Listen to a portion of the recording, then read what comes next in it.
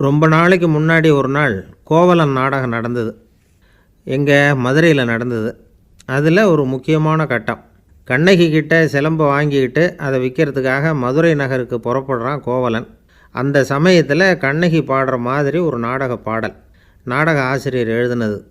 அது என்ன பாட்டுன்னா, மா பாவியோர் கூடி வாழும் மதுரைக்கு மன்னா போகாதீர் என்று அப்படின்னு ஆரம்பிக்கும் அந்த பாட்டு.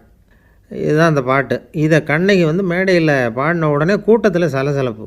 நம்ம ஊர்லேயே நமக்கு முன்னாடியே நின்றுக்கிட்டு மா பாவியோர் கூடி வாழும் மதுரை அப்படின்னு சொல்கிறாங்களே, என்ன தைரியம் அப்படின்னு எல்லாம் குழப்பம் பண்ண ஆரம்பிச்சிட்டாங்க. மக்கள் சத்தம் போட ஆரம்பிச்சிட்டாங்க. எதிர்ப்பு குரல் அது பாட்டுக்கு வர வர அதிகமாக போட்டுது. கொண்டுக்கிட்டு வா அந்த நாடக ஆசிரியரை, எழுதுனது யார் அப்படின்னு ஒரே சத்தம், கூச்சல். வேறு வழி இல்லை. மெதுவாக மேடைக்கு வந்தார் அந்த நாடக ஆசிரியர். 4 பக்கத்திலிருந்தும் கேள்வி கணைகள். மக்களை பார்த்து கொஞ்சம் அமைதியாக இருங்கோ அப்படின்னு சொல்லிவிட்டு தன்னுடைய விளக்கத்தை சொல்ல ஆரம்பித்தார் அந்த நாடக ஆசிரியர். மா அப்படின்னு சொன்னால் திருமகளாகிய லட்சுமி அப்படின்னு அர்த்தம். பா அப்படின்னா கலைமகளாகிய சரஸ்வதி. வி அப்படின்னா மலைமகளாகிய பார்வதி. மா பாவியோர் அப்படின்னா திருமகளும் கலைமகளும் மலைமகளும், இவங்க மூவரும் அப்படின்னு அர்த்தம். இந்த 3 பேரும் வாழ்கின்ற மதுரை புனிதம் நிறைந்தது, சகல செல்வங்களும் நிறைஞ்சது. அப்படிப்பட்ட ஊரில் நான் அணிந்து கொள்ளும் இந்த சாதாரண சிலம்பை யார் வாங்கிக்குவாங்க அப்படிங்கிற எண்ணத்தோடு தான் கண்ணகி அப்படி சொல்கிறா.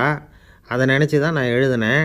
ஆகவே மதுரையை ரொம்ப சிரமப்படுத்தணும், ரொம்ப மோசமாக எழுதணும் அப்படிங்கிற எண்ணம்லாம் எனக்கு கிடையாது. பெருமைப்படுத்தணும்னு நினச்சி தான் அப்படி எழுதினேன் அப்படின்னு விளக்கம் கொடுத்தாராம். இந்த விளக்கத்தை கேட்டதும் எல்லாரும் ரொம்ப சமாதானம் ஆகிட்டாங்களாம். இப்படி விளக்கம் கொடுத்த அந்த நாடக ஆசிரியர் யார் தெரியுமா? அவர் தான் தமிழ் நாடக உலகின் முதல் ஆசான் சங்கரதாஸ் சுவாமிகள். அவருக்கு நகைச்சுவை உணர்வும் அதிகம். 1920ஆம் ஆண்டு திருநெல்வேலியில் அவர் தங்கியிருக்கிறார் நாடகம் நடத்துறதுக்காக. அவர் தங்கியிருந்த வீட்டில் கொசு மூட்டை பூச்சி அதிகமாக இருந்திருக்கு. அவரால் தூங்கவே முடியல. அவர் அனுபவித்த தொல்லைகள் ஒரு பாட்டாக உருவாச்சு. வேடிக்கையாக ஒரு பாட்டு எழுதினாராம். மூட்டையும் கொசுவும் ஒரு வீட்டிலே மீட்டிங் போட்டால் முன்னே நிற்க யாரால் முடியும்? கொசு மோகன ராகம் போல சத்தம் போட்டு முன்னே நின்று செய்திடும் யுத்தம். இதை மறுநாள் நாடகத்தில் கோமாளி வேஷம் போட்ட ஒரு சிறுவனை விட்டு பாட வச்சுருக்கார். எல்லாரும் சிரித்து ரசித்தாங்களாம். சங்கரதாஸ் சுவாமிகள் கல்யாணமே பண்ணிக்கல, துறவி மாதிரியே வாழ்ந்திருக்கார். தமிழ் நாடக கலைக்கு தன்னையே அர்ப்பணம் பண்ணிக்கிட்டவர் அவர். 1922 நவம்பர் மாதத்தில் ஒரு நாள் புதுச்சேரியில் அவர் வாழ்க்கை முடிஞ்சுது. அப்போ அவருக்கு வயசு 55. சங்கரதாஸ் சுவாமிகள் நாடக ஆசிரியர் மட்டும் இல்லை, மேடை நாடக இயக்குனர், தயாரிப்பாளர். அவரே ஒரு சிறந்த நடிகர். ஒரு தடவை சாவித்திரி நாடகத்தில் இவர் யமதர்மனாக வேஷம் போட்டு நடிச்சிருக்கிறார். நாடகம் பார்த்துக்கிட்டு இருந்த கருவுற்ற ஒரு பெண்மணிக்கு பயத்தினால அங்கேயே குழந்தை பிறந்துட்டு தான். அந்த நிகழ்ச்சிக்கு அப்புறம் இவர் இந்த வேஷம் போடுறப்போலாம் ஜனங்களுக்கு முன்கூட்டியே எச்சரிக்கை கொடுக்க ஆரம்பிச்சிருவாராம். அதாவது அப்படி யாராவது பயப்படுறவங்க இருந்தால் கொஞ்சம் கண்ணை மூடிங்க அல்லது எழுந்திரிச்சு போடுங்கன்னு. நடிப்புன்னா அப்படிலாம் இருக்கணும். இந்த காலத்தில் நடிகர் ஒருத்தர் சொன்னார், சார் நான் இந்த நாடகத்தில் நடிக்கிறப்போ முகத்தில் நவரசங்களையும் காட்டி நடித்தேன், உணர்ச்சிகளை எல்லாம் நல்லா காட்டி நடித்தேன். அப்படி இருந்தும் ஜனங்கள் கல் எடுத்து மேடையில் வீசிவிட்டாங்க சார் அப்படின்னார். நாடகத்தில் உங்களுக்கு என்ன வேஷம் அப்படின்னு கேட்டாங்க. அது செத்து கிடக்கிற பணமாக நடித்தேன் சார் அப்படின்னார். ஒரு காடு, அங்கே புத்தர் அவர் பாட்டுக்கு நடந்து போய்கிட்டே இருக்கிறார். அவருக்கு பின்னாடி ஒரு குரங்கு, அதுவும் தொடர்ந்து வந்துக்கிட்டே இருக்குது. புத்தர் திரும்பி பார்த்தார். குரங்கு அப்படியே குதித்து உயர எழும்பி ஒரு கிளையில் போய் உக்காந்துது. ஏன் இப்படி பண்ணுறேன்னு கேட்டார் புத்தர். என்னை சாதாரணமாக நினைக்க வேணாம், நான் மகாமந்தி, என்னால் எல்லாம் முடியும், முடியாதுங்கிற வார்த்தையே என்னுடைய அகராதியில் கிடையாது, என்ன வேணும்னாலும் செய்வேன் அப்படின்னுது. அப்படின்னா ஒரு பந்தயம் வச்சுக்கலாமான்னார் இவர். ஓ வச்சுக்கலாமேன்னுது.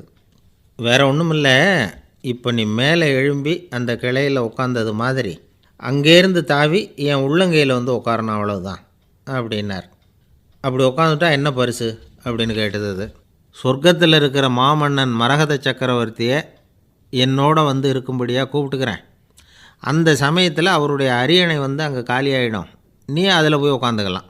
பந்தயத்தில் தோத்துட்டா ஒரு கல்ப காலம் இந்த பூமியில் வாழ வேண்டியிருக்கும், அதுக்கு பிறகு தான் என்கிட்ட வர முடியும், என்ன சொல்கிற அப்படின்னார்.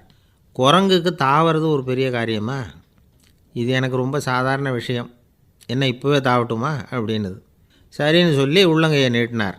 அவருடைய கை தாமரை இலை அளவுக்கு அப்படியே விரிஞ்சுது. குரங்கு சௌகரியமாக உட்கார்றதுக்காக.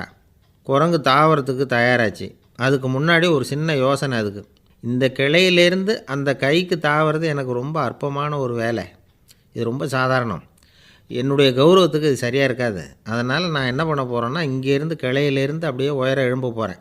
எழும்பி மேல் உலகம் போய் அங்கே ஒரு சுற்றிவிட்டு அதுக்கப்புறம் அங்கேருந்து நேராக வந்து இந்த கையில் உட்கார போகிறேன் அப்படின்னு நினச்சிது.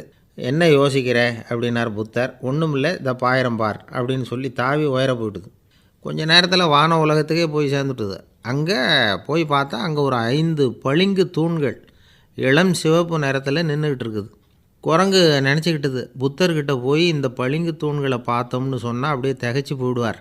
இந்த தூணில் ஏதாவது அடையாளம் செஞ்சுட்டு போகணும் அப்படின்னு அந்த இடத்துல மிதந்துக்கிட்டே நினச்சிது. உடனே ஒரு தூணில் எழுதிச்சு. என்ன எழுதிச்சுன்னா, ஒரு மகா ஞானி இங்கே வந்துட்டு போகிறார் அப்படின்னு எழுதிச்சு. எழுதிவிட்டு அப்படியே கீழே தாவி வந்து புத்தரோட உள்ளங்கையில் உட்காந்துது. எப்படி பார்த்தீங்களா என்னுடைய வேலை? வான உலகத்துக்கே போய் அங்கே இருக்கிற 5 பளிங்கு தூண்களை பார்த்துட்டு அதில் நான் வந்த விவரத்தை எழுதி வச்சுட்டு அதுக்கப்புறம் இங்கே வந்திருக்கிறேன் அப்படின்னுது ரொம்ப பெருமையாக. அப்படியா அப்படின்னார் புத்தர். ஆமாம், சந்தேகமாக இருந்தால் வாங்க அழைச்சிட்டு போய் காட்டுறேன் அப்படின்னுது அந்த குரங்கு. அதுக்கு தேவையில்லை, அப்படியே கொஞ்சம் கீழே குனிஞ்சு பார் தெரியும் அப்படின்னார் புத்தர். அங்கே பார்த்தா புத்தரோட உள்ளங்கை தெரிஞ்சுது. நல்லா உத்து பார்த்துது. அவரோட ஒரு விரலில் அது எழுதிய வாசகம் தெரிஞ்சுது. குரங்கு யோசனை பண்ணிச்சு, அப்படின்னா வானத்தில் நான் பார்த்தது புத்தரோட விரல்களா அப்படின்னு யோசிச்சுது. இதை புரிஞ்சுக்கிட்ட உடனே அந்த குரங்கோட கர்வம் அழிஞ்சு போச்சான். நம்ம மனசு தான் இந்த குரங்கு. மனம்ங்கிறதும் ஆணவங்கிறதும் ஒரு நாணயத்தின் 2 பக்கங்கள். மனம் உள்ளவரை ஆணவமும் இருக்கும். மனம் அழிஞ்சாதான் ஆணவம் அழியும். மனம் அழிய வேண்டும் அப்படின்னு பெரியவங்க சொல்கிறது இந்த அர்த்தத்தில் தான். நம்ம ஆளுங்க சவால் விடுறதெல்லாம் வேறு மாதிரி. ஒருத்தன் ஒரு வாய்க்காலை தாண்டுறேன்னு பந்தயம் கட்டி தாண்ட முடியாமல் வாய்க்காலில் விழுந்து காலை உடச்சிக்கிட்டு கட்டு போட்டுக்கிட்டு வந்தான். ஏன்டா அப்படின்னு கேட்டாங்க. நான் பந்தயம் கட்டின நேரம் சரியில்லை அப்படின்னா. எப்படிறான்னு கேட்டிருக்காங்க. வாய்க்காலில் தண்ணி இருக்கிற நேரமாக பார்த்து பந்தயம் கட்டியிருக்கணும் அப்படின்னானா. ஒரு ஊரில் ஒரு ஞானி இருக்கிறார். ரொம்ப பெரிய ஞானி. ரொம்ப வயசாகிட்டுது. கடைசி காலத்தில் அவர்கிட்ட சில பேர் வந்தாங்க. உங்கள் குரு யார் அப்படின்னு கேட்டாங்க. அவர் நிமிர்ந்து பார்த்தார். எனக்கு ஆயிரக்கணக்கான குருமார்கள் உண்டு. அவங்க பேரெல்லாம் சொல்லணும்னா இந்த காலம் பத்தாது. ஆனால் முக்கியமான ஒரு 3 பேரை பற்றி மட்டும் உங்களுக்கு சொல்கிறேன் அப்படின்னாராம். அப்புறம் சொன்னார், அந்த 3 பேரில் ஒருத்தன் ஒரு திருடன். ஒரு சமயம் ஒரு பாலைவனம் வழியாக நான் போய்கிட்டு இருந்தேன். அப்போது வழி தவறி போய் ஒரு கிராமத்துக்கு போயிட்டேன். அது இருட்டு நேரம், நடு ராத்திரி, ஊரே உறங்கி போச்சு. அந்த நேரத்தில் ஒரு ஆள் மட்டும் ஒரு வீட்டு சுவத்தில் ஏதோ பண்ணி உள்ளே நுழையிறதுக்கு முயற்சி பண்ணிகிட்ருக்கிறான். அவங்கிட்ட போய் நான் இன்றைக்கி இங்கே எங்கே தங்க முடியும் அப்படின்னு கேட்டேன். அதுக்கு அவன், இந்த ராத்திரி வேளையில் அது ரொம்ப சிரமம், ஒரு திருடனோட உங்களால் தங்க முடியும்னா நீங்கள் என்னோட தங்கலாம் அப்படின்னா. நான் அவங்க கூட 1 மாதம் தங்கியிருந்தேன். ஒவ்வொரு நாள் ராத்திரியும் இப்போ நான் என்னுடைய வேலைக்கு போகிறேன், நீங்கள் ஓய்வு எடுத்துக்கோங்க அப்படின்னு சொல்லிவிட்டு போவான். அவன் திரும்பி வந்த உடனே உனக்கு ஏதாவது கிடச்சிதான்னு நான் கேட்பேன். அதுக்கு அவன், இன்றைக்கி ராத்திரி ஒன்றும் இல்லை, நாளைக்கு மறுபடியும் முயற்சி பண்ணுவேன் அப்படின்பா. எப்பவும் அவன் நம்பிக்கை இழந்ததே கிடையாது. எப்பவும் சந்தோஷமாகவே இருப்பான். நானும் ரொம்ப காலமாக தியானம் பண்ணிக்கிட்டே இருந்தேன். ஒன்றுமே நடக்கலை. ஆனால் நான் என்ன பண்ணேன் தெரியுமா? மனசு வருத்தப்படும், நம்பிக்கை இழந்துருவேன். அப்போல்லாம் அந்த திருடனுடைய விடாமுயற்சி தான் ஞாபகத்துக்கு வரும். அதனால் அந்த திருடன் எனக்கு ஒரு குரு. என்னுடைய 2வது குரு யாருன்னா அது ஒரு நாய். இது எப்படின்னா, ஒரு சமயம் எனக்கு ரொம்ப தாகமாக இருந்தது. ஒரு நதியை நோக்கி போய்கிட்டு இருந்தேன். அப்போது ஒரு நாயும் வந்தது. அதுக்கும் தாகம். ஓடி வந்து ஆற்றை பார்த்துது. அதோட நிழல் வந்து ஆற்றுல தெரிஞ்சுது. அதை பார்த்ததும் பயந்துட்டுது. அதாவது அது தன்னுடைய சொந்த உருவத்தையே கண்டு பயந்தது. அதை பார்த்து குறைக்குது, திரும்பி ஓடிச்சு. ஆனால் அதுக்கு தாகம் அதிகமாக இருந்ததுனால அது மறுபடியும் திரும்பி வந்தது. பார்த்தா மறுபடியும் தண்ணியில் நாயோட உருவம் தெரியுது. இப்படி சில தடவை பண்ணிச்சு. இருந்தாலும் கடைசியில் தண்ணியில் குதிச்சுட்டுது துணிஞ்சி. இப்படி குதித்த உடனே அதோட உருவமும் மறைஞ்சுட்டுது. இதை பார்த்தேன். நான் என்ன புரிஞ்சுக்கிட்டேன்னா, எவ்வளவு தான் பயம் இருந்தால் கூட ஒருத்தன் தைரியமாக காரியத்தில் இறங்கணும் அப்படிங்கிறத புரிஞ்சுக்கிட்டேன். இந்த போதனை அந்த நாய்கிட்ட இருந்து எனக்கு கிடைச்சிது. இது ஒன்று. அடுத்தது என்னுடைய 3வது குரு யாருன்னா, அது ஒரு சின்ன குழந்தை. நான் ஒரு சமயம் ஒரு நகரத்துக்கு போனேன். அங்கே ஒரு குழந்தை எரிகிற மெழுகுவத்தி ஒன்று எடுத்துக்கிட்டு வந்தது. நான் அந்த குழந்தைய பார்த்து வேடிக்கையாக கேட்டேன், ஏன் பாப்பா இந்த மெழுகுவத்தியை நீயாவே கொளுத்துனியா அப்படின்னு கேட்டேன். ஆமான்னுது அந்த குழந்தை. சரி, இந்த மெழுகுவத்தி முன்னாடி எரியாமல் இருந்தது, இப்போ எரியுது. இந்த மெழுகுவத்திக்கு வெளிச்சம் எங்கேருந்து வந்தது, அதை எனக்கு காட்ட முடியுமா அப்படின்னு கேட்டேன் அந்த குழந்தைகிட்ட. இதுக்கு அந்த குழந்தை சிரிச்சுக்கிட்டு அந்த மெழுகுவத்தியை ஊதி அணைச்சுட்டுது. அதுக்கப்புறம் என்னை பார்த்து கேட்டுது, இப்போ இந்த மெழுகுவத்தியின் வெளிச்சம் போனதை பார்த்தீங்க இல்லையா, அது எங்கே போச்சுன்னு எனக்கு சொல்லுங்க அப்படின்னுது. அந்த குழந்தை இப்படி கேட்டதும் என்கிட்ட இருந்த ஆணவம் அழிஞ்சுட்டுது. நான் படித்ததெல்லாம் அந்த வினாடியில் சுக்கு நூறாக போயிட்டுது. என்னுடைய முட்டாள்தனத்தை நான் உணர்ந்தேன் அப்படின்னு இவ்வளவும் அந்த ஞானி விவரமாக சொன்னாராம். அதனால் நாம் இன்னார்கிட்டே இருந்து தான் இதை கற்றுக்கணுங்கிறது இல்லை, யாருக்கிட்டே இருந்தும் எதையும் கற்றுக்கலாம். நம்மால் ஒருத்தன் ஒரு நாய் வளர்த்துக்கிட்டு இருந்தான். அந்த நாய்க்கு வால் கிடையாது. யாரோ ஏற்கனவே வெட்டி எடுத்துட்டாங்க. இந்த நாய் தான் சார் எனக்கு குரு, அதுக்கிட்டே இருந்து கூட நான் பாடம் கற்றுக்கிட்டு இருக்கிறேன் அப்படின்னா. அப்படி என்ன கற்றுக்கிட்டேன் அந்த வால் இல்லாத நாய்கிட்டே இருந்து அப்படின்னு கேட்டோம். நாம் யாருக்கிட்டேயும் வாலாட்டக்கூடாது அப்படிங்கிற பாடத்தை அதுக்கிட்டே இருந்து தான் நான் கற்றுக்கிட்டேன் அப்படின்னா. ஒரு அம்மா, அவங்களுக்கு 35 வயசு இருக்கும். குடும்பத்தில் எந்த கஷ்டமும் இல்லை. இருந்தாலும் காரணம் இல்லாமல் பிள்ளைங்க பேரில் கோவப்படுறது, எரிஞ்சு விழுறது அவங்க வழக்கம். பிள்ளைங்க அழும்.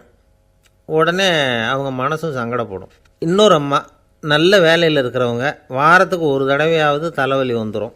இவங்களுக்கெல்லாம் உடம்புல எந்த கோளாறும் இல்லை, மனசு மட்டும் சரியாக இருக்காது. தூக்க மாத்திரை கையில் வச்சுருப்பாங்க. 30-35 வயசுடைய பெண்களுக்கு சர்வசாதாரணமாக காணப்படுகிற மனக்கோளாறு இது. இதுக்கு பேர் மனவாட்டம், டிப்ரெஷன், மனமடிவு அப்படின்னு சொல்லலாம். இந்த நோய்க்கு அறிகுறி என்ன தெரியுமா? மனசில் வருத்தமான உணர்வு இருக்கும். அடிக்கடி அழலாம் போல தோணும். முன்னால் எல்லாம் எந்தெந்த செயலில் ஆர்வம் இருந்ததோ அதெல்லாம் குறைஞ்சிரும், அல்லது சுத்தமாகவே ஆர்வம் இல்லாமல் போயிடும். சில பெண்கள் இளம் வயசில் பக்கத்தில் இருக்கிறவங்க கிட்ட கலகலப்பாக பேசுவாங்க, வீட்டை அலங்கரிக்கிறதுல ஆர்வம் இருக்கும். இப்போ அதிலெல்லாம் ஆர்வம் இல்லாமல் போயிடும். எந்த வேலை செஞ்சாலும் சீக்கிரம் களைப்பு அடைஞ்சுடுறது மாதிரி ஆகிடும். நமக்கு யாருமே உதவியாக இல்லை, நம்ம எல்லோரும் கை விட்டுட்டாங்க போல் இருக்குதே அப்படிங்கிற உணர்வுலாம் உண்டாகும். தன்னைத்தானே குறை சொல்லிக்குவாங்க. நாம் தப்பு பண்ணிவிட்டோம் போல் இருக்குதே அப்படின்னு தோணும். குற்றம் பண்ணிட்டதா நினச்சி கஷ்டப்படுவாங்க. பசி இருக்காது, தூக்கத்தில் தொந்தரவு இருக்கும்.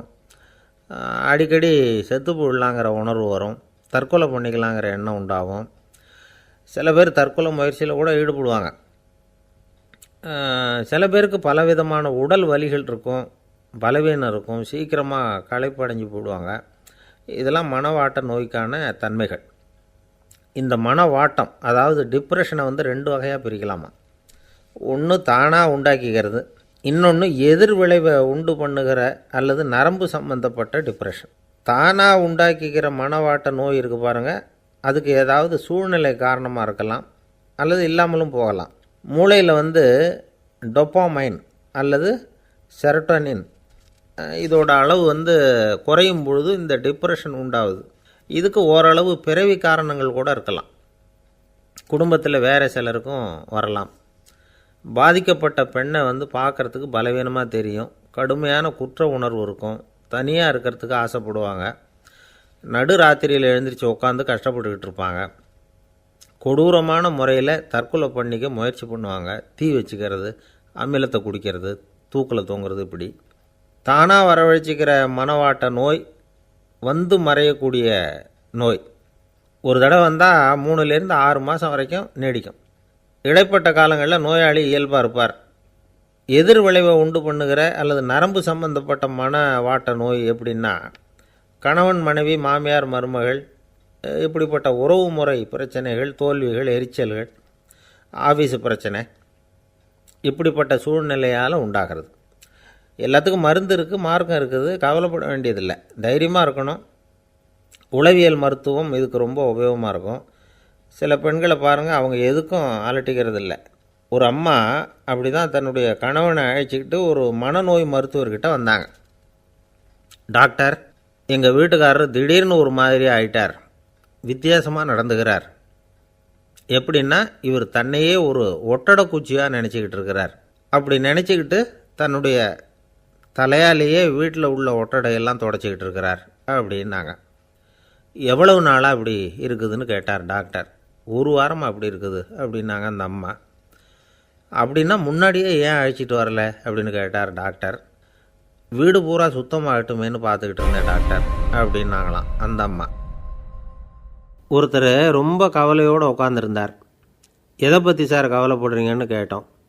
எதிர்காலத்தை பற்றி கவலைப்படுறேன்னார். ஏன்னு கேட்டோம். என்ன பண்ணுறதுன்னே தெரியல சார், எதிர்காலம் ஒரே இருட்டாக இருக்குது, பாதையே புரியலன்னார். இன்றைக்கி நம்ம இளைஞர்கள் பல பேருக்கு எதிர்காலம் இருட்டாக தான் தெரியுது. அவங்கெல்லாம் இந்த கதையை கொஞ்சம் கேட்கணும். ஒரு மலை அடிவாரத்தில் ஒரு சின்ன கிராமம். அந்த மலை ரொம்ப உயரமானது. அடர்த்தியாக செடி கொடிகள் மரங்கள் அதில் மண்டி கிடக்குது. பகல் வேளையில் இருட்டாக தான் இருக்கும், அவ்வளோ அடர்த்தி. அந்த மலை உச்சியில் ஒரு கோவில். நாள் ராத்திரியே புறப்பட்டால் தான் காலையில் அந்த கோயிலுக்கு போய் சேர முடியும்.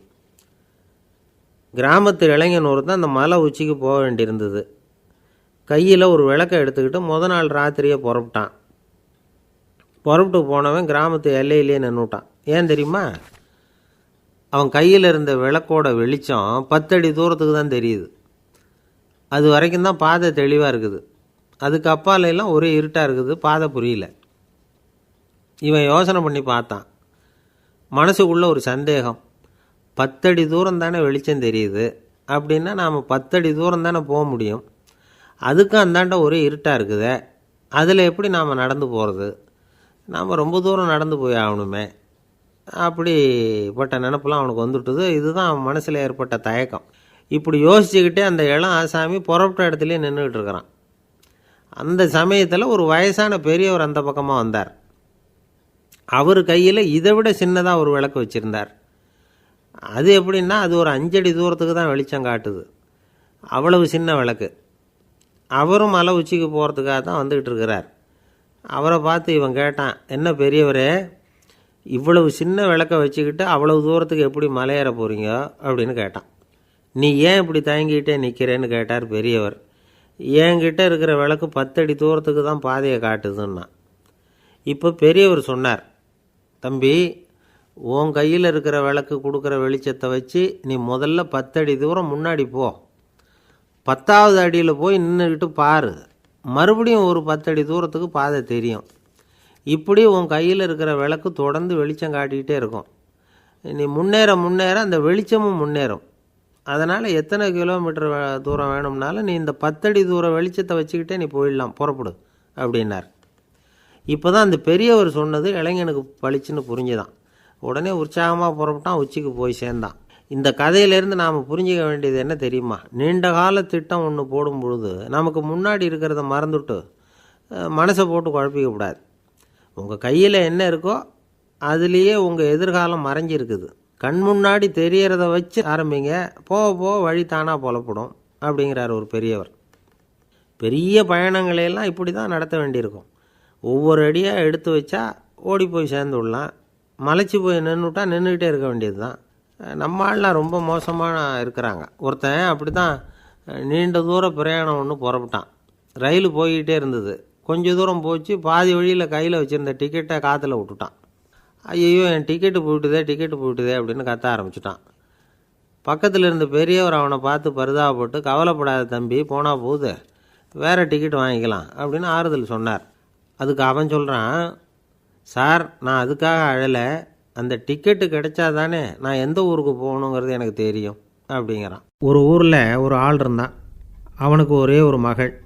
அவளை நல்ல இடத்துல கட்டி கொடுக்கணும்னு ஆசைப்பட்டான். அதுக்காக மாப்பிள்ளை தேடிகிட்டு இருந்தான். அவன் கொஞ்சம் வசதியான ஆள், அதனால் நிறைய பேர் வந்தாங்க. இருந்தாலும் ஒரு நல்ல குணமுள்ள மாப்பிள்ளையாக இருக்கணும் அவன் எதிர்பார்த்தான். அப்படி இருக்கணும்னு தொடர்ந்து முயற்சி பண்ணான். கடைசியாக ஒரு 3 பேர் கிடைச்சாங்க. அந்த 3 பேரில் யாரை தேர்ந்தெடுக்கிறது, இதுதான் அவனுக்கு வந்த குழப்பம். இந்த நிலைமையில் ஒரு பெரியவரை தேடி போனான். அவர்கிட்ட தன்னுடைய பிரச்சனையை சொன்னான். அவர் கொஞ்சம் யோசனை பண்ணார். அதுக்கப்புறம் 3 பேரையும் கூப்பிட்டார். இதை பாருங்கப்பா, உங்கள் 3 பேருக்கும் 3 மாத கால அவகாசம் தர்றேன். நீங்கள் இப்போ போகலாம், 3 மாதம் கழித்து திரும்பி வரலாம். அப்படி வரும்பொழுது இந்த 3 மாத காலத்தில் நீங்கள் செஞ்ச நல்ல காரியம் ஏதாவது ஒன்று சொல்லணும். அதை வச்சு உங்களில் ஒருத்தரை நாங்கள் தேர்ந்தெடுத்துக்கிறோம் அப்படின்னு சொன்னாராம். 3 பேரும் சரின்னு சொல்லிவிட்டு திரும்பி போயிட்டாங்க. 3 மாதம் ஆச்சு. அதுக்கப்புறம் ஒரு நாள் திரும்பி வந்தாங்க. அவர் அவங்கள கூப்பிட்டு உட்கார வச்சார். அப்புறம் கேட்டார், இப்போ சொல்லுங்கள், இந்த 3 மாத காலத்தில் நீங்கள் செஞ்சுருக்கிற ஏதாவது ஒரு நல்ல காரியத்தை சொல்லுங்க அப்படின்னார். முதல்ல ஒருத்தன் எழுந்திரிச்சு நின்னான். ஐயா, எங்கள் அப்பா இறந்த பிறகு அவரோட கணக்கு வழக்குகளை எடுத்து பார்த்துக்கிட்டு இருந்தேன். அவர் ஒரு வியாபாரிகிட்ட 10,000 ரூபா கடன் வாங்கியிருக்கிறதாக எழுதியிருந்தார். அந்த வியாபாரியும் இப்போ உயிரோடு இல்லை. இருந்தாலும் அந்த வியாபாரியோட மகனை தேடி கண்டுபிடிச்சேன். கணக்கு புத்தகத்தை காட்டினேன். எங்கள் அப்பா உங்கள் அப்பா கிட்ட 10,000 ரூபா கடன் வாங்கியிருக்கிறதாக இதை எழுதியிருக்கிறார். அதனால் அதை திருப்பி கொடுக்கறதுக்காக வந்திருக்கிறேன். இந்தாங்க அந்த பணம் அப்படின்னு சொல்லி கொடுத்துட்டு வந்துட்டேன் அப்படின்னு நானும். இதை பெரியவர் கவனமாக கேட்டுக்கிட்டார். அதுக்கப்புறம் 2வது இளைஞன் எழுந்திரிச்சான். ஐயா, நான் போன மாதம் ஒரு நாள் ராத்திரி வேளையில் ஒரு காட்டுப்பாதை வழியாக எங்கள் ஊருக்கு போய்கிட்டு இருந்தேன். அந்த சமயத்தில் அந்த வழியாக வந்துக்கிட்டு இருந்த ஒரு வழிப்போக்கர்கிட்ட 4-5 திருடர்கள் வம்பு வளர்த்து அவர்கிட்ட இருந்த பொருளை எல்லாம் கொள்ளையடிச்சிக்கிட்டு இருந்தாங்க. நான் உடனே ஒரு குச்சியை எடுத்துகிட்டு ஓடினேன். அந்த திருடர்களை அடித்து விரட்டினேன். பொருளை எல்லாம் மீட்டு அந்த வழிப்போக்கர்கிட்ட ஒப்படைச்சேன். அவரை பத்திரமா அழைச்சிக்கிட்டு போய் அவர் வீட்டில் விட்டுட்டு வந்தேன் அப்படின்னு நானும். இதையும் பெரியவர் கவனமாக கேட்டுக்கிட்டார். அடுத்தபடியாக 3வது இளைஞன் எழுந்திரிச்சான். ஐயா, போன மாதம் ஒரு நாள் நான் ஒரு மலைப்பாதை வழியாக போய்கிட்டு இருந்தேன். மலைப்பாதை விளிம்பில் ஒரு மதகு கட்டை, அது மேலே ஒரு ஆள் படுத்து தூங்கிட்டு இருந்தான். அந்த பக்கம் தவறி உருண்டு விழுந்திருந்தான்னா அதில் பாதாளம். அது மலையடி வாரத்தில் போய் தான் விழணும். அவ்வளவு பள்ளம். அது தெரியாமல் அவன் பாட்டுக்கு தூங்கிட்டு இருந்தான். நான் உடனே அவன்கிட்ட ஓடி போய் குனிஞ்சு அவன் முகத்தை பார்த்தேன்.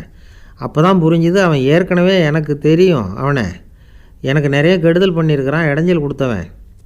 இருந்தாலும் ஐயோ பாவம்னு நினச்சி அவனை எழுப்பி பாதுகாப்பாக வேறு ஒரு இடத்துல படுக்க வச்சுட்டு வந்தேன் அப்படின்னு நானும். பெரியவர் இதையும் கேட்டுக்கிட்டார்.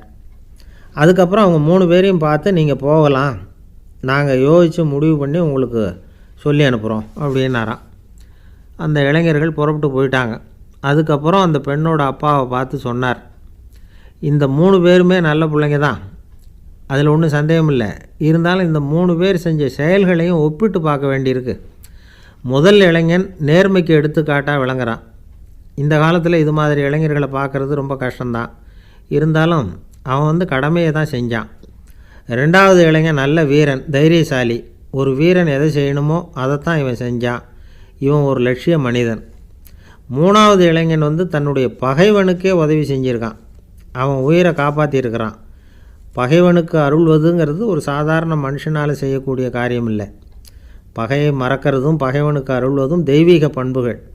அதனால் இவனையே உன்னுடைய மகளுக்கு ஏற்ற மாப்பிள்ளையாக தேர்ந்தெடுக்கலாம் அப்படின்னு சொன்னாங்களாம். ஒரு நல்ல நாளில் அவங்களுக்கு திருமணம் நல்ல விதமாக நடந்து முடிஞ்சுதான். இது சுவாமி சின்மயானந்தர் சொல்லியிருக்கிற ஒரு கதை. இதிலேருந்து நாம் புரிந்து கொள்ள வேண்டிய ஒரு கருத்து, நமக்கு கெடுதல் பண்ணவங்களுக்கும் நாம் நல்லது செய்யணும். ஆனால் நடைமுறையில் அப்படி நம்மளால் செய்ய முடியறதில்ல. அதுதான் சிக்கல். நம்மால் ஒருத்தங்கிட்ட கேட்டேன், ஏண்டா உன்னுடைய பகைவன் ஒருத்தன் அது மாதிரி ஒரு மலைப்பாதை மதகு கட்டையில் படுத்திருந்தா உடனே நீ என்ன நினைப்ப அப்படின்னு கேட்டோம். இது ஒரு அருமையான சந்தர்ப்பம்னு நினைப்பேன் அப்படின்னா. எதுக்குன்னு கேட்டோம். அவனை அந்த பக்கமாக உருட்டி கீழே தள்ளுறதுக்கு அப்படின்னா. ஒரு ஊரில் ஒருத்தர் இருந்தான். ஒரு நாள் காலையில் எழுந்திரிச்சான். ஒரு 10 ரூபாய் எடுத்து சட்டை பையில் வச்சுக்கிட்டான். கடை தெருவுக்கு புறப்பட்டான். காய்கறி வாங்கிறதுக்காக அவன் போகிறான். காய்கறி சந்தைக்கு போய் சேர்ந்தான். கத்திரிக்காய் 4 கிலோ கொடுங்கன்னா கொடுத்தாங்க. காசு கொடுக்கறதுக்காக சட்டை பையில் கையை விட்டான். பணத்தை காணும். 10 ரூபாயை சட்டை பையில் வச்சுக்கிட்டு தான் வந்தான். அது இப்போ அங்கே இல்லை. வழியில் எங்கேயும் அது விழுந்துட்டு போட்டிருக்கு. அல்லது யாராவது திருடர்கள் தெரியாமல் அதை எடுத்துக்கிட்டு போட்டாங்களா என்னன்னு தெரியல. எப்படியோ 10 ரூபாயை அவன் இழந்துட்டான். கையில் காசு இல்லை. அதனால் கத்திரிக்காயை திருப்பி கொடுத்துட்டு கவலையோடு வீட்டுக்கு திரும்பி வந்தான். அதையே நினச்சிக்கிட்டு இருந்தான். அவனுக்கு துக்கம் அதிகமாக போச்சு. அழ ஆரம்பிச்சிட்டான். காய்கறிகள் வாங்கிட்டு ஆனந்தமாக சமைச்சு சாப்பிட்லாம்னு நினச்சோம். அது முடியாமல் போச்சேங்கிற கவலை அவனுக்கு. அதனால் அதை மறக்கவே முடியல. இது நடந்து கொஞ்ச நாள் ஆச்சு. அதே மனுஷன் இன்னொரு நாள் அதே மாதிரி புறப்பட்டான். பணத்தை எடுத்து பையில் வச்சுக்கிட்டான். காய்கறி சந்தையை நோக்கி போய்கிட்டு இருக்கிறான். இப்போ வழியில் ஒரு ஏழை பையனை பார்த்தான். தம்பி எங்கே போகிற அப்படின்னு கேட்டான். ஐயா பள்ளிக்கூடத்துக்கு போய்கிட்டுருக்கிறேன் அவன். சரி, அதுக்கே இவ்வளவு கவலையோடு போய்கிட்டுருக்கிற அப்படின்னு விசாரித்தான் அவன். ஐயா நான் ரொம்ப ஏழை, வீட்டில் வசதி இல்லை, பரீட்சைக்கு பணம் கட்டணும், இன்றைக்கி கடைசி நாள், என்ன செய்கிறதுன்னு தெரியலன்னா. இவன் பார்த்தான், தாங்கிட்ட இருக்கிற பணத்தை எடுத்து அந்த பையன்கிட்ட கொடுத்தான். இதை வச்சுக்கோ, உடனே பணத்தை கட்டு, நல்லா படி, பரீட்சை எழுது அப்படின்னு சொல்லிவிட்டு திரும்பி வந்துட்டான். வெறுங்கையோடு திரும்பி வந்தும் வீட்டில் கேட்குறாங்க, எங்கே காய்கறின்னு வழக்கம் போல் கேட்டாங்க. இவன் நடந்ததை சொன்னான். இப்போ வீட்டில் இருந்தவங்க அவங்ககிட்ட ஒரு கேள்வி கேட்டாங்க, ஏங்க இதே மாதிரி முன்னாடி ஒரு தடவை காய்கறி வாங்க போய் வெறுங்கையோடு திரும்பி வந்தீங்க, இப்போவும் வெறுங்கையோடு தான் திரும்பி வந்திருக்கிறீங்க, ஆனால் முன்னாடி வந்தப்போ வருத்தமாக இருந்தீங்க, இப்போ உங்கள் முகத்தில் வருத்தம் தெரியலையே அப்படின்னு கேட்டிருக்கிறான். அதாவது வீட்டில் இருக்கிறவங்க கேட்டாங்களாம். இப்போ அந்த மனுஷன் யோசிக்க ஆரம்பித்தானான், இந்த ரெண்டு நிகழ்வுகளுக்கு என்ன வித்தியாசம்? போன தடவை அவன் பணத்தை இழந்தான், இந்த தடவை அவன் பணத்தை இழந்திருக்கிறான். போன தடவை யாரோ திருடிட்டு போயிட்டாங்க, இந்த தடவை அவனாவே ஒரு பையன் பேரில் இறக்கப்பட்டு எடுத்து கொடுத்துருக்குறான். அன்னைக்கு பணம் போயிட்டுதுன்னு வருத்தமாக இருந்தது, இன்றைக்கி பணம் போனாலும் மனசுக்கு மகிழ்ச்சியாக இருக்குது, நிறைவாக இருக்குது. கொஞ்சம் யோசிச்சு பாருங்கள். பணத்தை இழந்தது மகிழ்ச்சிக்கோ வருத்தத்துக்கோ காரணமாக இருக்க முடியாது. அப்படின்னா வேறு எது காரணம்? அன்றைக்கு பணத்தை இழந்துட்டேன்னு அழுதான், இன்றைக்கு பணத்தை இழந்தாலும் மகிழ்ச்சியாக இருக்கிறான். ஆகவே மகிழ்ச்சிக்கும் துக்கத்துக்கும் இழப்பு காரணம் அல்ல, இழப்பு பற்றிய நம்முடைய அறிவு தான் காரணம் அப்படிங்கிறது பெரியவர்களுடைய கருத்து. எந்த பொருளும் நமக்கு கவலையை உண்டு பண்ணுறதில்ல, அந்த பொருள் பேரில் நாம் வைக்கிற பற்று தான் கவலையை உண்டு பண்ணுது. பொருள்கள் நம்ம விட்டுட்டு போயிட்டா நாம் அழுதுகிட்டு இருக்கிறோம், நாமே அதுகளை விட்டுட்டு வந்துட்டா மகிழ்ச்சியாக இருக்கிறோம். இந்த உண்மையை புரிஞ்சுக்கிட்டு நம்முடைய வாழ்க்கையை நல்ல விதமாக அமைச்சிக்கணும். ஒரு ஆள் அழுதுகிட்டு இருந்தான், ஏண்டா அழுகுறேன்னு கேட்குறார் ஒருத்தர். இழக்கிறதுக்கு எதுவும் இல்லை அதனால் அழறேன்னா. என்னடா சொல்கிறேன்னார். கிட்ட வாங்க சொல்கிறேன்னா. இந்த மணி பர்ஸை வேற ஒருத்தன் பாக்கெட்லேருந்து திருடினேன், அப்புறம் தான் புரிஞ்சுது அவங்ககிட்ட இழக்கிறதுக்கு எதுவும் இல்லைங்கிறது. ஆமாங்க, இது காலி பர்ஸு, அதனால் இப்போ அழுதுகிட்டு இருக்கிறேன், திருடியும் பிரயோஜனம் இல்லை அப்படின்னு சொல்லிவிட்டு அழுதானா. ஒரே ஒரு ஊரில் ஒரு பாதிரியார் இருந்தார். ரொம்ப நாள் சந்தோஷமாக வாழ்ந்தார். ஒரு நாள் அவர் மடத்து சமையல் அறையில் பாத்திரங்களை கழுவி துலக்கி சுத்தப்படுத்திக்கிட்டு இருந்தார். அந்த சமயத்தில் ஒரு தேவதூதன் அவர் முன்னாடி நின்னான். இவர் நிமிர்ந்து பார்த்தார். ஆண்டவர் என்னை உங்ககிட்ட அனுப்பியிருக்கிறார், பரலோகத்தில் வாசம் செய்கிறதுக்கு உங்களுக்கு நேரம் வந்துட்டுது அப்படின்னு நான் அந்த ஆள். ஆண்டவருக்கு என்னோட ஞாபகம் வந்ததுக்கு நன்றி. ஆனாலும் இப்போ இங்கே நீயே பாரு, எவ்வளவு பாண்டங்கள் பாக்கி இருக்குது, இவ்வளவையும் நான் சுத்தப்படுத்த வேண்டியிருக்கு. நான் நன்றி கெட்டவனாக இருக்க விரும்பலை. இந்த பணியை முடிக்கிற வரைக்கும் என்னுடைய பரலோக வாழ்வை தள்ளி வைக்க முடியுமா? நீ என்ன நினைக்கிற அப்படின்னு கேட்டார். தேவதூதன் தனக்கே உரிய விவேகத்தோட அன்போட பாதிரியாரை பார்த்தான். சரி, என்ன செய்யலாம்ங்கிறத அப்புறம் சொல்கிறேன் அப்படின்னு சொல்லிவிட்டு புறப்பட்டு போயிட்டான். ஒரு நாள் அந்த பாதிரியார் தோட்டத்தில் உள்ள களைகளையெல்லாம் ஒரு களை கொத்தியால் கொத்தி களை எடுத்துக்கிட்டு இருக்கிறார். அந்த சமயத்தில் இந்த தேவதூதன் மறுபடியும் அவர் முன்னாடி நிற்கிறான். பாதிரியார் பார்த்தார். இதை பாரு, இந்த தோட்டம் பூராவும் எவ்வளவு களை மண்டி கிடக்கு, பரலோகம் கொஞ்ச காலம் எனக்காக பொறுத்திருக்கலாம்னு நீ நினைக்கிறியா அப்படின்னு கேட்டார்.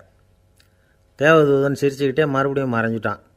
மறுபடியும் அவர் களை எடுக்கிறது, தானிய களஞ்சியத்துக்கு வர்ணம் பூசுறது, இப்படிப்பட்ட வேலைகளில் ஈடுபட்டிருக்கார். இன்னொரு நாள் ஒரு மருத்துவமனையில் நோயாளிகளை கவனிச்சிக்கிட்டு ரொம்ப தீவிரமாக இருக்கிறார் அந்த பாதிரியார். ஒரு நோயாளியோட தாகத்துக்கு தண்ணீர் கொடுத்துட்டு நிமிர்ந்து பார்க்குறப்போ தேவதூதன் மறுபடியும் அவர் முன்னாடி நிற்கிறான். இந்த தடவை பாதிரியார் தன்னலமற்றவராக பேரன்பை காட்டக்கூடிய வகையில் தன்னுடைய 2 கைகளையும் உயர்த்தியபடி தேவதூதனின் கவனத்தை பிணியால் வாடக்கூடிய நோயாளிகளின் பக்கம் திருப்பினாராம். தேவதூதன் ஒன்றும் சொல்லலை, மறைஞ்சிட்டான். அன்னைக்கு சாயந்தரம் பாதிரியார் மடத்தில் உள்ள தன்னுடைய அறைக்கு போய் இளைப்பாறினார். யோசித்து பார்த்தார். தேவதூதனையும் தேவதூதனின் விருப்பத்தையும் பல நாள் தள்ளி போட்டு வந்ததையும் அவர் ரொம்ப நினச்சி பார்த்தார். திடீர்னு தான் முதுமை அடைகிறதையும் சோர்வு அடைகிறதையும் உணர்ந்தார். ஆண்டவரை நினச்சார். ஆண்டவரே, உம்முடைய தூதனை மறுபடியும் என்கிட்ட அனுப்புனா நான் சந்திக்கிறதுக்கு ஆவலாக இருக்கேன் அப்படின்னு சொல்கிறப்பவே தேவதூதன் பக்கத்தில் நின்னான். பாதிரியார் நிமிர்ந்து பார்த்தார். நீ இப்போவே என்னை அழைச்சிக்கிட்டு போக விரும்பினா நான் பரலோகத்துக்கு வர்றதுக்கு தயாராக இருக்கேன்னார். தேவதூதன் அந்த பாதிரியாரை அன்போடவும் விவேகத்தோடவும் பார்த்து, நீங்கள் என் கூட பரலோகத்துக்கு வர்ற தயாராக இருக்கிறதா சொல்கிறீங்க, ஆனால் நீங்கள் இது வரைக்கும் வேறு எங்கே இருந்ததான் நினைக்கிறீங்க அப்படின்னு நானும். அப்படின்னா இது வரைக்கும் இருந்த இடம்தான் பரலோகம் அப்படிங்கிறத உணர்த்தியிருக்கிறான். பரலோகம்னா என்னென்னு புரிஞ்சுக்கிறதுக்கு இந்த சம்பவம் நமக்கு உதவியாக இருக்குது. தொண்டு செய்கிறத விட பெரிய செயல் வேறு எதுவும் இருக்க முடியாது. அது நம்ம மனசுக்கு கொடுக்குற சுகத்தை வேறு எதுவும் கொடுக்க முடியாது. நாம் தொண்டு செய்கிற இடம் தான் அந்த புண்ணிய இடம். ஆனால் இந்த காலத்துல எல்லாம் நாம் வந்து தொண்டு செய்யணும்னு நினச்சி ஏதாவது ஆரம்பித்தா கூட அதை ஒரு மாதிரியாக சுற்றி நின்று வேடிக்கை பார்க்க ஆரம்பிச்சிடுறாங்க. ஒரு பெரியவர் அப்படி தான் ஒரு தொண்டு செஞ்சுக்கிட்டு இருந்தார். ஒரு கோவில் கட்டிக்கிட்டு இருந்தாங்க. அதில் ஒரு இடத்துல ஒரு பலகையை வச்சு ஆணி அடிக்கிற வேலையை செஞ்சுக்கிட்டு இருந்தார் அந்த பெரியவர். ஒரு சின்ன பையன் அதை ரொம்ப ஊக்கமாக அக்கறையாக கவனிச்சிக்கிட்டு இருந்தான். பெரியவர் இதை கவனித்தார். என்னப்பா பார்க்குற, உனக்கும் இது மாதிரி தொண்டு செய்யணும்னு ஆசையாக இருக்கா அப்படின்னு கேட்டார். அதுக்கு அந்த பையன் சொல்கிறான், அப்படி இல்லைங்க, நீங்கள் ஆணி அடிக்கிறப்போ கையில் சுத்தியால் அடிச்சுக்கிட்டா எப்படி துடிப்பீங்க, எப்படி கத்துவீங்கன்னு தெரிஞ்சுக்கிறதுக்காக அதை பார்க்கணும்னு ஆசை, அதுக்காக தான் காத்துக்கிட்டு இருக்கேன் அப்படின்னா.